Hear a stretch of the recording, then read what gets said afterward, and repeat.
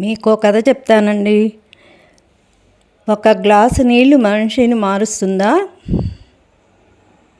ఇది నిజమేనా? మీకు తెలుసా? అయితే నేను చెప్పేది వినండి. రామాపురం అనే గ్రామంలో రాము అనే ఒక వ్యక్తి ఉన్నాడు. తను చాలా పిసినారనమాట. తన వృత్తి రీత్యా తను 100% కరెక్ట్. కానీ ఎవరికి దానం చేయడం కానీ అలా చేయడు. స్వార్థం. ఎంతున్నా కూడా ఎవ్వరికి ఏమీ ఇవ్వడనమాట. తన కుటుంబం తన బాగుండాలనుకునే మనస్తత్వం గల వ్యక్తి.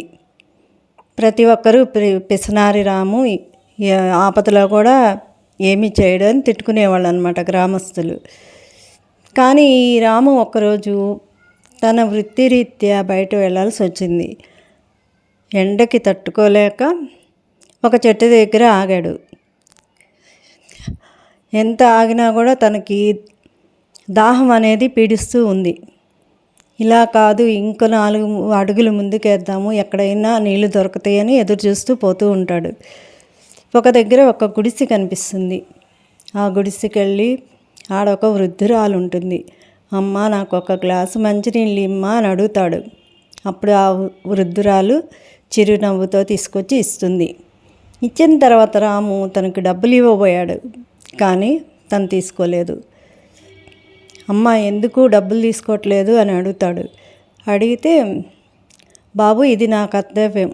ఎదుటి వారికి సహాయం చేయడమే తెలుసు నాకు, తిరిగి తీసుకోవడం తెలియదు అని చెప్తుంది.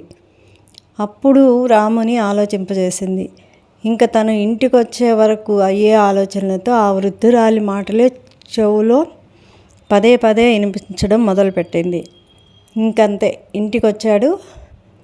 పేద విద్యార్థులకి బుక్స్ ఇవ్వడం కానీ, బట్టలు ఇవ్వడం కానీ, ఆపదలో ఉన్న వాళ్ళకి సహాయం చేయడం కానీ తనలో తను మార్పు తెచ్చుకున్నాడు.